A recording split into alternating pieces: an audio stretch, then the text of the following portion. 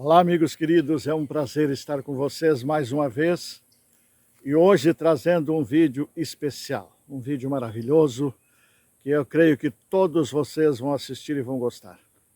Ele está relacionado com a Reforma Protestante, mas também algumas intromissões que foram colocadas do paganismo para tentar ofuscar, sem dúvida, esta data tão importante que é o dia 31 de outubro.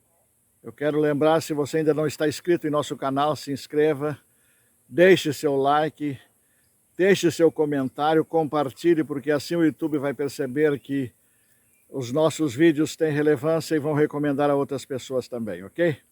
Agora então vamos assistir esta exposição maravilhosa do professor e pastor Michelson Borges.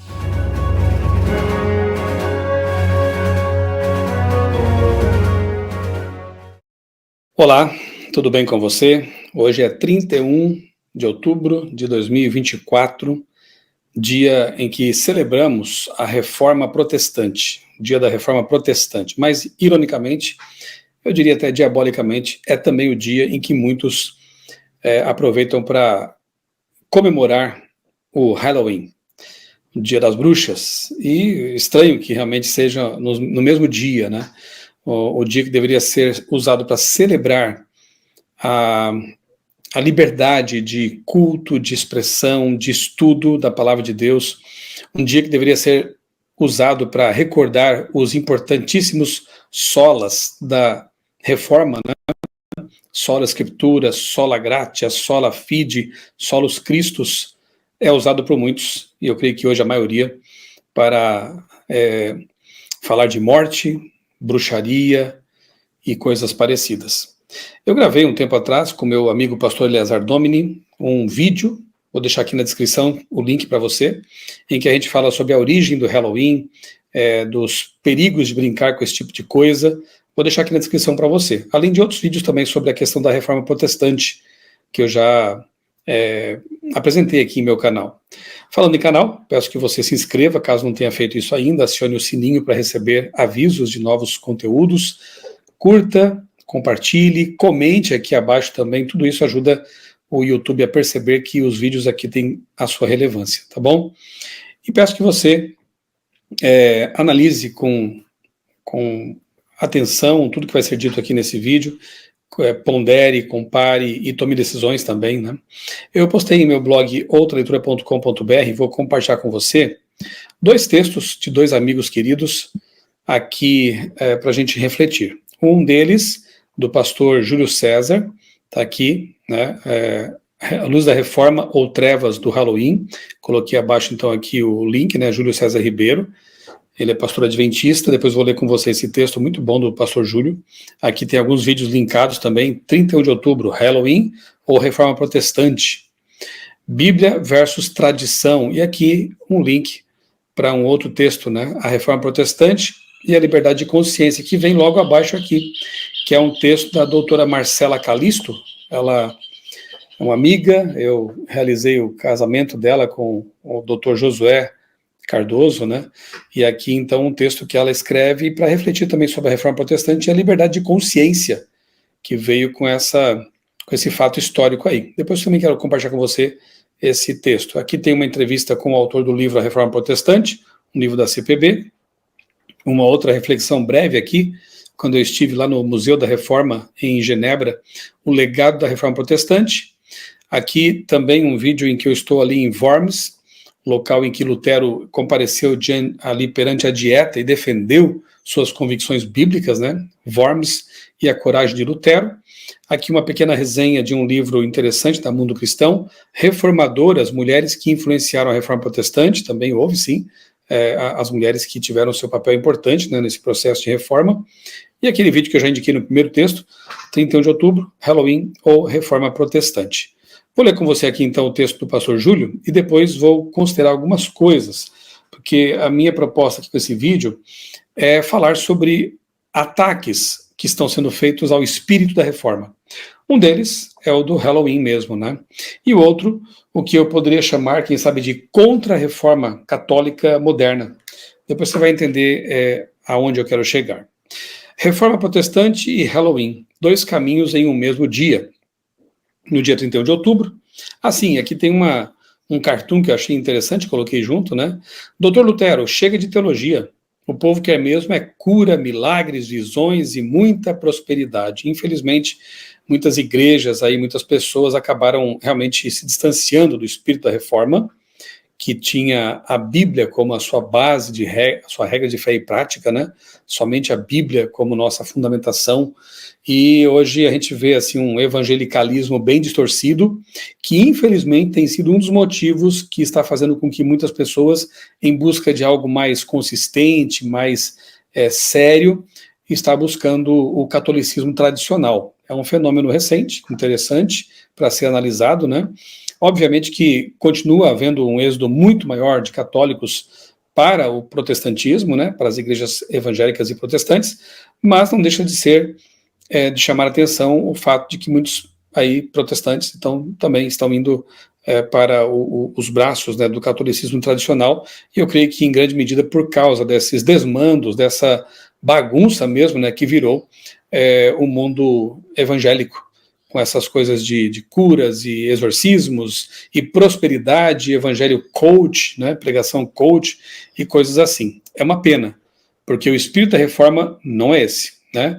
Mas vamos ler aqui. No dia 31 de outubro, o mundo se depara com 2 celebrações que parecem irreconciliáveis em sua essência, o dia da reforma protestante e o Halloween. Embora compartilhem o mesmo espaço no calendário, essas 2 datas representam significados teológicos e espirituais opostos. De um lado, temos a celebração de um marco na história do cristianismo, o retorno à palavra de Deus e à pureza do evangelho. De outro, uma festividade secular que, ao longo do tempo, incorporou elementos de ocultismo, superstição e medo. Este artigo explora as origens e os significados e as implicações dessas 2 datas, destacando suas diferenças teológicas com um sólido embasamento bíblico. Origem e significado da Reforma Protestante. O Dia da Reforma Protestante relembra o evento em 31 de outubro de 1517, quando Martim Lutero afixou suas 95 teses na porta da igreja de Wittenberg, na Alemanha. Esse ato deu início a um movimento que buscava corrigir desvios doutrinários da igreja medieval, promovendo um retorno à Bíblia como a única e final autoridade na vida cristã. Um dos versículos centrais desse movimento foi 2 Timóteo 3, 16 e 17, que diz assim: toda a escritura é divinamente inspirada e proveitosa para ensinar, para repreender, para corrigir, para instruir na justiça, para que o homem de Deus seja perfeito e perfeitamente preparado para toda boa obra. A Reforma destacou os 5 pilares conhecidos como as 5 solas. Sola Escritura, somente a Escritura. A Bíblia como única fonte de autoridade, conforme João 17:17. Santifica-os na verdade, a tua palavra é a verdade, disse Jesus. A tua palavra é a verdade. Sola Fide. Aliás, lembrando Jesus que nunca usou elementos da tradição, elementos do Talmud, do Midrash. Jesus sempre ensinou com base nas escrituras sagradas, no caso ali o Antigo Testamento. Sola Fide, somente a fé. A justificação vem pela fé em Cristo, como ensinado em Romanos 1,17. O justo viverá pela fé. Sola Gratia, somente a graça. A salvação é um dom de Deus, não merecido, conforme Efésios 2, 8 e 9. Porque pela graça sois salvos por meio da fé, e isso não vem de vós, é dom de Deus, não de obras, para que ninguém se glorie. Solos Christus, somente Cristo. Jesus é o único mediador entre Deus e os homens, como declarado em 1 Timóteo 2,5, porque há um só Deus, um só mediador entre Deus e os homens, Jesus Cristo, o homem. Portanto, Maria, os santos, quaisquer outros que não sejam, né, Jesus, realmente não podem ser intercessores, mediadores entre o homem, o ser humano pecador e Deus, porque a Bíblia é clara, taxativa em dizer que há um só mediador, há um só intercessor, Jesus. Só lhe deu glória, glória somente a Deus. Tudo é para a glória de Deus, conforme 1 Coríntios 10, 31. Portanto, quer comais, quer bebais, ou façais qualquer outra coisa, fazei tudo para a glória de Deus. A reforma foi um chamado à verdadeira santificação e à transformação espiritual, apontando para a necessidade de um reavivamento contínuo, fundamentado nas Escrituras e em uma vida centrada em Cristo. Origem e significado agora do Halloween. O Halloween tem suas raízes no festival celta de Samain, uma celebração pagã que marcava o fim do verão e o início do inverno. Os antigos celtas acreditavam que nessa noite o véu entre o mundo dos vivos e o suposto mundo dos mortos era fino, mais fino, permitindo o contato com espíritos. Com o tempo, o Halloween foi incorporado ao calendário cristão, infelizmente, né? Mais um elemento pagão que foi incorporado ao cristianismo via Igreja Romana, como Dia de Todos os Santos, mas manteve muitos de seus elementos originais, como a busca pelo contato com o sobrenatural e a exaltação do medo. Biblicamente, práticas associadas ao Halloween, como ocultismo, feitiçaria e adivinhação, são claramente condenadas. Deus advertiu contra tais práticas em Deuteronômio 18, 10 a 12, que diz assim: não se achará entre ti quem faça passar pelo fogo seu filho ou sua filha, nem adivinhador, nem prognosticador, nem agoreiro, nem feiticeiro, nem encantador, nem necromante, quem consulta mortos, né? Nem mágico, nem quem consulte os mortos, pois todo aquele que faz essas coisas é abominação, é abominável ao Senhor. Por quê? Porque essas coisas, na verdade, colocam os seres humanos em contato com demônios, uma vez que eles é que se fazem passar por almas desencarnadas ou pessoas que morreram e assim por diante. O Halloween, com sua ênfase no medo e nas trevas, está em oposição à natureza de Deus, que é amor e luz. 1 João 4,18 diz: no amor não há medo, antes o perfeito amor lança fora o medo. Jesus chamou os seus seguidores para serem luz do mundo. Enquanto o Halloween celebra símbolos de escuridão e morte, Paulo também exorta os cristãos a não se conformarem com este mundo, enfatizando a importância de viver de acordo com os princípios bíblicos, rejeitando práticas que exaltam o ocultismo e a superstição. Contraste teológico e prático: a autoridade da palavra versus tradições e superstição. Então, o Dia da Reforma reafirma a autoridade da Bíblia, promovendo o retorno à verdade bíblica, como está em Marcos 7,13. O Halloween, por outro lado, perpetua tradições folclóricas e práticas supersticiosas, muitas vezes em contraste com o ensino bíblico, como advertido em 1 Coríntios 10, 21. Não podeis beber o cálice do Senhor e o cálice dos demônios. 2. Justificação pela fé versus busca pelo sobrenatural.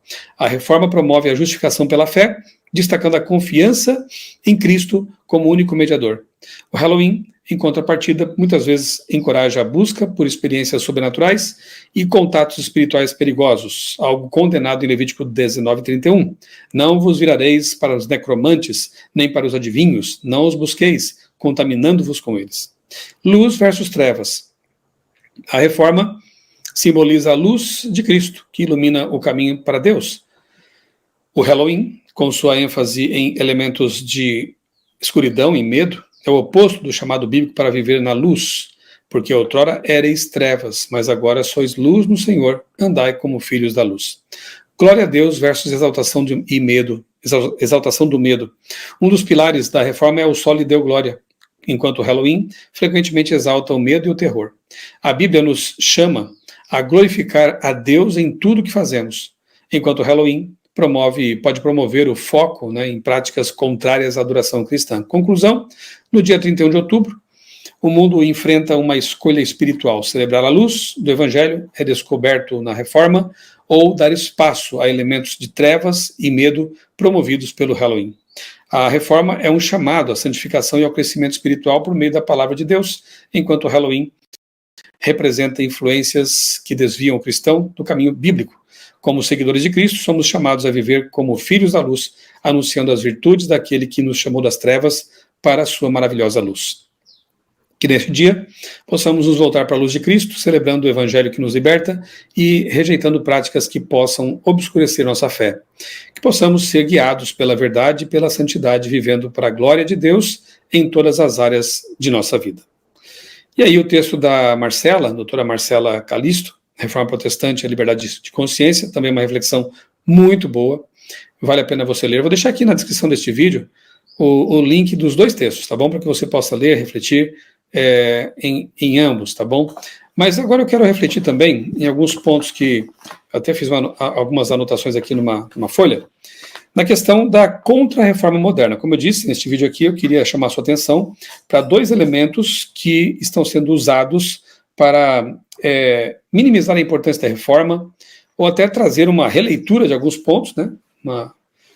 tentativa de ressignificação de alguns conteúdos para minimizar realmente a importância de nós nos voltarmos para a Bíblia Sagrada. Então, eu já falei do Halloween, e eu quero falar um pouquinho sobre a chamada Contra-Reforma Moderna, né? Nós temos visto aí realmente surgir canais de apologetas católicos tentando fazer um revisionismo histórico, por exemplo, tentando dizer que a Inquisição não foi tudo aquilo que ela foi.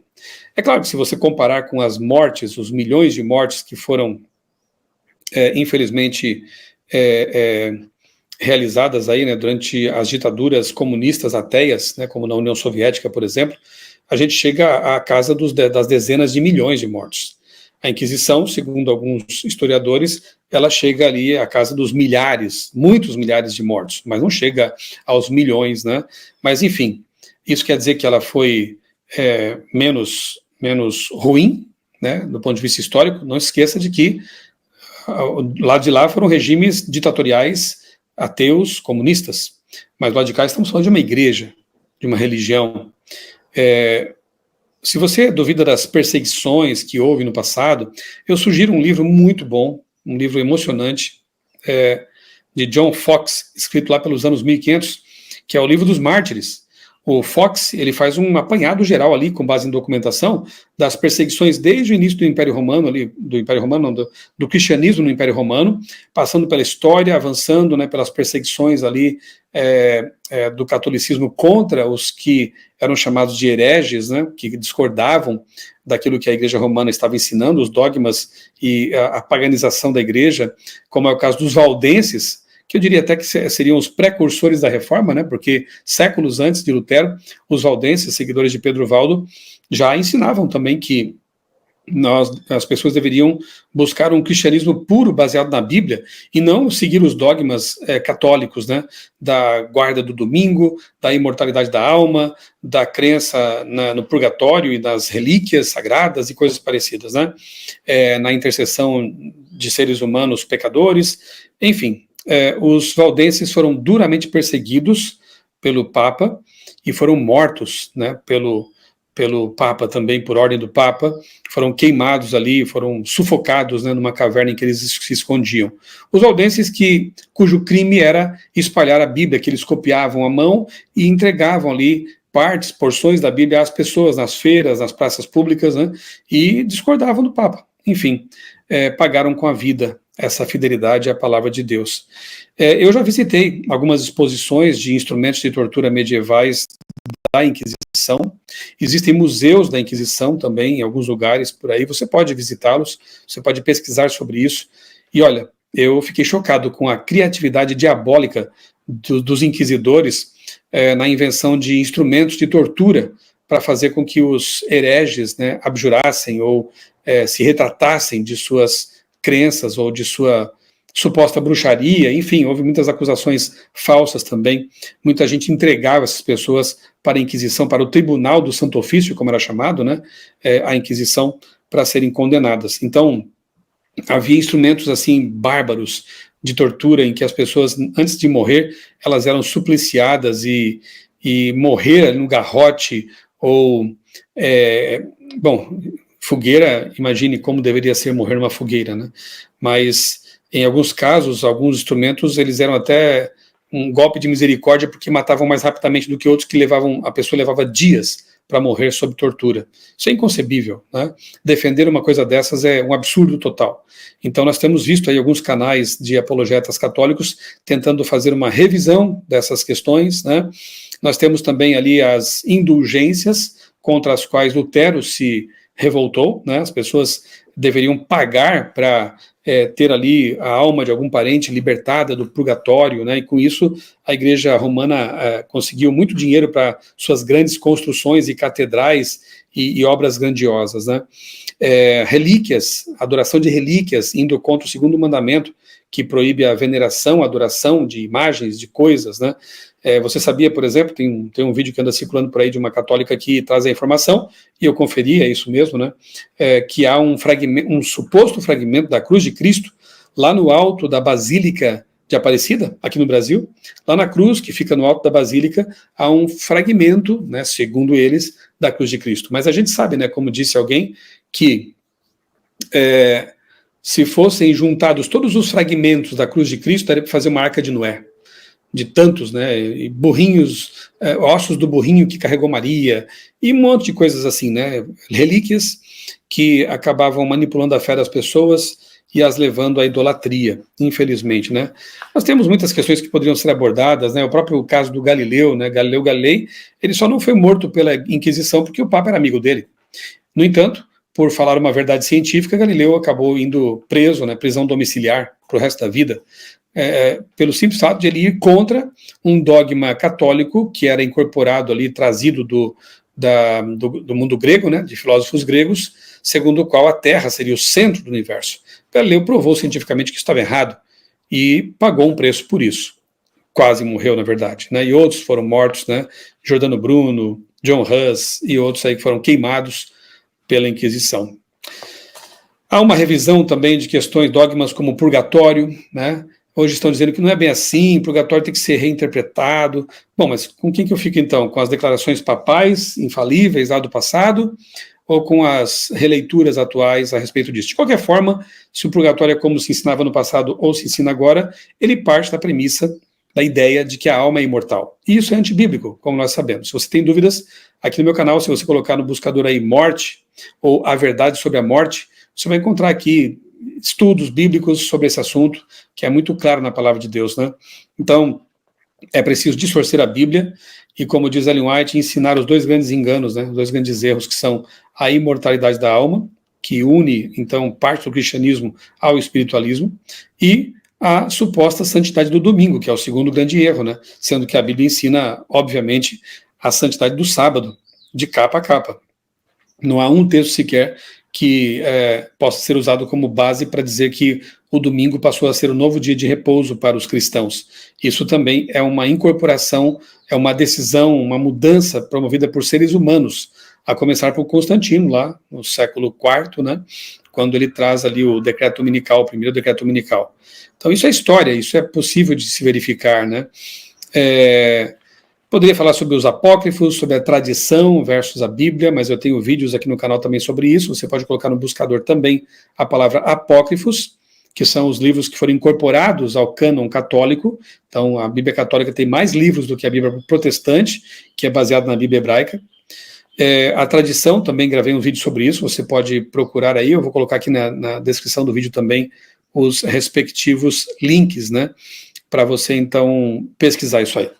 Bom, eu creio que isso seja suficiente. Eu poderia fazer aqui agora um estudo, quem sabe, sobre Daniel 7, Daniel 8, Apocalipse 13, textos bíblicos que deixam muito claro que haveria um poder que viria depois de uma sucessão histórica, Babilônia, Medo-Pérsia, Grécia, Roma, e depois ali vem a ponta pequena, o chifre pequeno, que, diferentemente dos poderes que o antecederam, ele blasfema contra Deus, ele se insurge contra Deus, contra o santuário de Deus, procura mudar os tempos e a lei, né? Daniel 7:25. Qual foi o único poder que vem de Roma e que se intromete em assuntos religiosos, persegue o povo de Deus na história? Então, é inevitável chegarmos à conclusão de que a besta do mar e a ponta pequena de Daniel capítulos 9 e 8, ela representa, sim, o poder papal. E quando eu falo isso, não estou dizendo que os católicos não são pessoas de Deus, que não haja ali entre eles pessoas que estão buscando a verdade com sua sinceridade. Eu até creio que a maior parte do povo de Deus, no remanescente nos últimos dias, será oriunda do catolicismo, né? Porque muita gente que hoje acredita fazer parte do remanescente vai acabar abandonando o barco quando houver a sacudidura. E há muita gente, né, a Bíblia mesmo diz isso, Apocalipse 18, né, saiam dela, povo meu, de Babilônia. Há muita gente de Deus, povo de Deus lá em Babilônia, e que vai ouvir o chamado de Deus para fazer parte de um só rebanho, um só pastor, como Jesus disse. Então, uma coisa é as pessoas que seguem a verdade que elas possuem, a luz que chegou até elas em sinceridade. Outra é um sistema, outra é uma religião que, infelizmente, ao longo da história foi deturpando a palavra de Deus, de modo que chegou o momento que foi preciso realizar uma reforma, a reforma protestante. Infelizmente, muitos reformadores, muitos que seguiram os passos da reforma, acabaram também parando no tempo, se tornaram basicamente seguidores do que aquele que deu origem ao seu movimento ensinou, Lutero, Calvino e outros. quando na verdade a reforma devia prosseguir. As pessoas deveriam buscar mais a verdade bíblica, pesquisar mais, abandonar todo e qualquer dogma humano, toda e qualquer intromissão humana no corpo de doutrinas da igreja e aceitar a palavra de Deus unicamente como sua regra de fé. Isso é o espírito da reforma. E nós devemos viver esse espírito, continuar seguindo os passos, né, dos reformadores, no sentido de nos pautarmos unicamente pela palavra de Deus. E abandonar aquilo que é meramente mandamento humano, né, como diz a Bíblia. Então, fica aqui essa reflexão. O inimigo de Deus tem usado vários meios para afastar as pessoas da Bíblia e também desse espírito da reforma. Um deles, como eu falei há pouco, Halloween e outras ideias mais, e outro, essa contra-reforma moderna que está tentando reescrever a história, tentando minimizar os problemas advindos do afastamento da palavra de Deus, tentando salvar os dogmas e colocar a Bíblia em pé de igualdade com a tradição. Isso é muito perigoso. Tem muitas pessoas desavisadas caindo nesse canto da sereia e devem ficar atentas a isso, né? Mas é isso aí. Fico por aqui então com essa reflexão. Aproveitemos esse dia 31 de outubro para recordar, né, a importância desse movimento suscitado por Deus, da Reforma Protestante, e também para avaliar nossa vida, para ver se estamos vivendo à luz do Espírito que deu origem à Reforma e se estamos dando importância devida à Palavra de Deus, a Jesus Cristo em nossa vida. Um abraço, Deus abençoe grandemente a sua vida e também a sua família.